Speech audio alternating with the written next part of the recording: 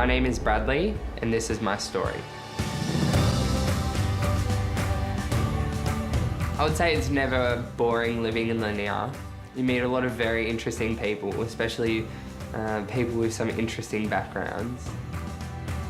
Lived here basically my whole life with my parents, and I just went to all the local schools because my parents couldn't afford to send me to a private school. Always good at English, which was good for me, but as well I really enjoyed subjects like PDH and CAFs. It was just those subjects that I understood. When I started school, there was probably around 200 people in Year 7, which was actually, I think, the largest year group that school had seen in a very, very long time. From Year 7 to 10, we ended up with around 100 students, and from Year 10 to 12, we had 50 people sit the HSE. So going from 200 to 50 people over a 6-year period, that was a massive loss. They took Linear High School as an excuse to do bad and then to blame the school, and when really it was coming down to them, it had nothing to do with the school. From that stage where I knew what I wanted to do in Year 10, then I'd look up everything. Hearing people doing the HSC and not getting into anything was scary. I didn't know what I would do if I didn't make it to university, because I never thought about that. From Year 10 to 12, I always thought, no, I'm gonna make it to university. And if I didn't make that, then I would have been screwed in so many ways.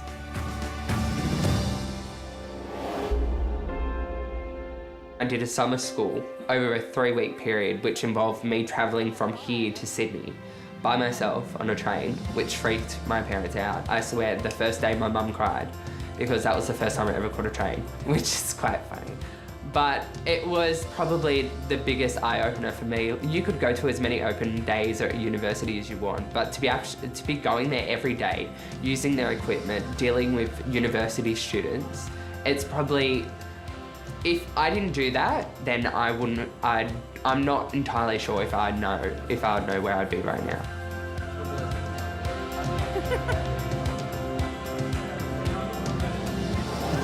It's a nice photo, isn't it? It was a nice photo. My parents both left school in Year 9. They wanted to leave to be together and to start a family, which was where I come along when my mum was 19. They suggested that I left school in Year 10 to get a job, which was hard to hear because you don't like to hear that from your parents. You like to hear them encouraging you to go to university, to do the best with your life. And that's what they wanted for me at that stage. But then to say no and to kind of rebel against that was a big deal. They were in shock for quite a while because I was always that good kid that did everything my parents said. So we worked out that across my family, only on one side I had around 58 cousins. And for me to be the first person out of those 58 cousins to actually go to university, it was a big deal for everyone.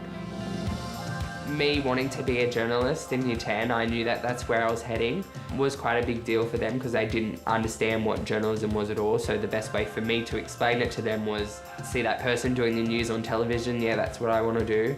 Or hear that person doing the news on the radio, yeah, that's what I would like to do as well. And that was the simplest way that I could explain to them what journalism was.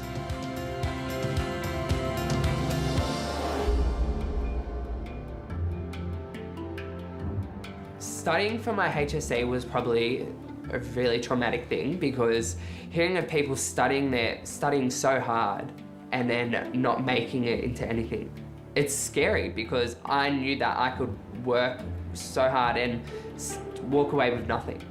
But I applied for all my universities. I had all 9 up there, but I knew which one I wanted to be, where I wanted to be. I knew that journalism was for me.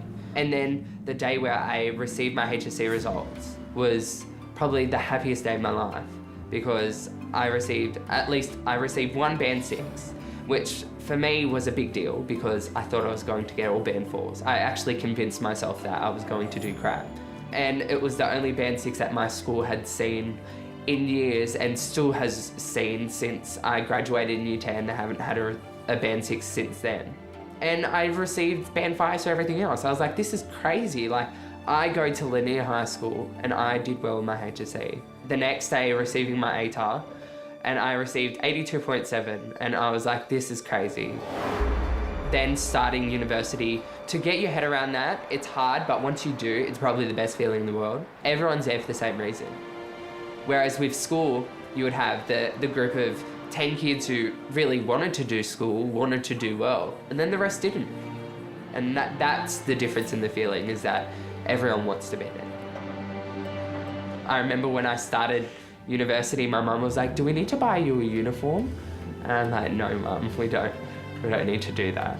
Just their understanding is getting better. They know what the difference is now. I actually took them on a tour of UTS not too long ago, just so that they could understand. My parents were in shock. They're like, "This place is massive." The first year, I just really prioritised my study kind of to do well. And then the second year, I've really picked up on doing work experiences. That is the biggest thing that you could do doing a journalism degree, is work experience. That's how you get known. So I did work experience at Channel 9, which was amazing, and also did work experience at Today FM, which turned into a job for me. And I worked there weekly, if not fortnightly, doing editing, which is probably one of the best things that happened to me ever. Right now, I really love radio journalism. I have for a very long time. I did community radio for 3 years when I was in school. So to be actually doing that and being paid for it, it's a big deal for me. But also, I've always loved television journalism. I would be happy with either. I can't be fussy, really. I'd just be grateful with anything. What I've always found really inspiring is talking to my lecturers who are actually in the workforce. Like, one of my teachers worked for Triple J and FBI Radio, and they really help you out, which is a good thing. Part of being able to make something of yourself is knowing the right people, and that's where I really like and respect them for, because they're willing to help everyone out. The audience will always have questions. If you're not answering those questions, then the audience won't be satisfied. So have you ever been to a movie and be like, "Well, that ending was absolute crap"? Yes. You wouldn't want to go from the introduction of the story to the ending and then to the climax. It wouldn't make sense.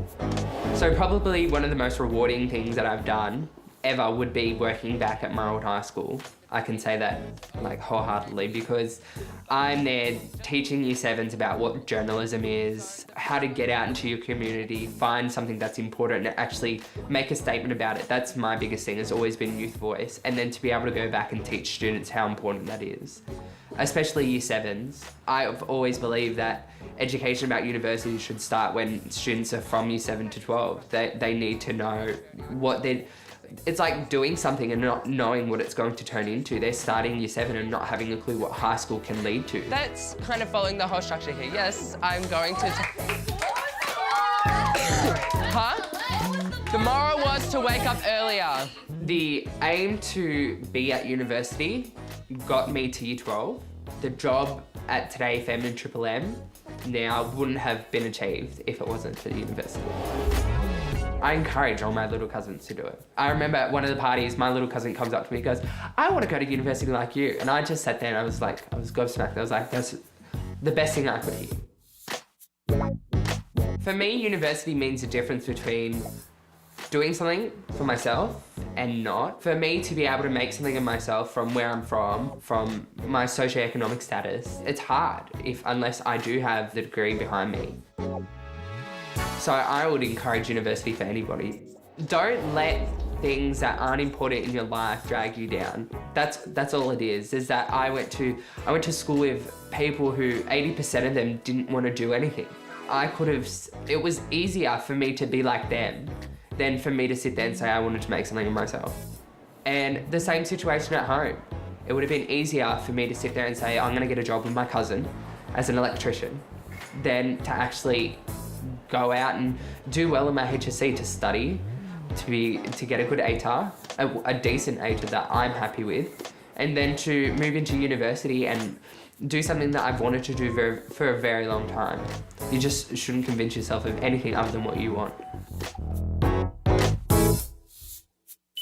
I remember on my 18th birthday, they said a speech, and that was the thing that stood out to me most. It was that we are so proud of him. Because he made something of himself. That's all they wanted for me, was to make something of myself that they couldn't do for themselves. This is the way that they'll describe me. My cousin, Bradley Burney, has made it to university. He's gonna be famous. He's gonna make something of himself. My name is Bradley, and this is my story. I'm the first out of my 58 cousins to make it to university. I'm studying a degree of journalism. I'm working 4 jobs to support myself. My year group went from 200 people in year 7 to 50 people sit the HSC. Summer school opened my eyes to university.